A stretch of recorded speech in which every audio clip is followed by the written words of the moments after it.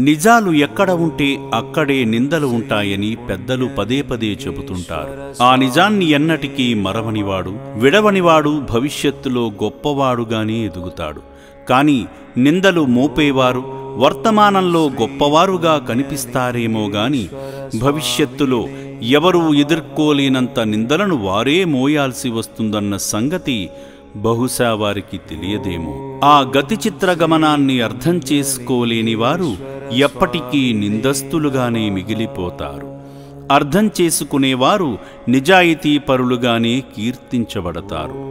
సాధారణంగా ఒక మనిషి అనేకమైన నిందలు భరిస్తూ ఎంతో ఓర్పుతో సహిస్తూ తన జీవితాన్ని సజావుగా గడుపుతున్నాడంటే అందుకు కారణం ఆ మహాదేవుని అనుగ్రహం తన చుట్టూ ఉండటమే. ఈశ్వరుని కటాక్షం ఉన్నంత వరకు ఈ సమాజం ఎన్ని నిందలు మోపినా భరించే శక్తి ప్రతి మనిషికి ఉంటుంది. ఆ శివశక్తిని గ్రహించలేని మనుషులు జీవితాలను నాశనం చేసుకుంటారు.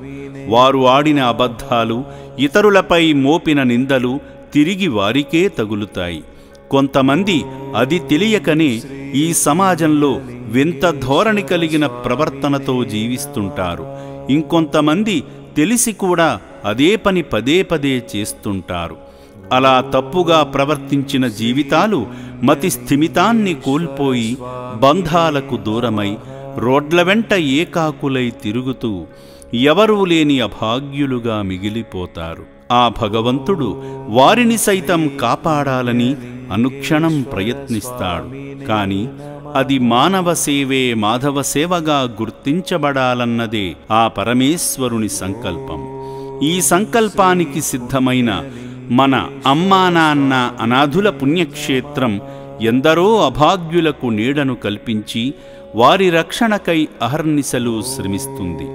ఈ పుణ్యస్థలంలోనే ఆ కైలాసనాథుడు అఘోరా రూపధారుడై రోడ్లపైనున్న అభాగ్యులను రక్షించే ప్రయత్నంగా శ్రీ పుణ్యలింగేశ్వర స్వామిగా అవతరించి వేల భక్తులకు దర్శనమిస్తున్నాడు.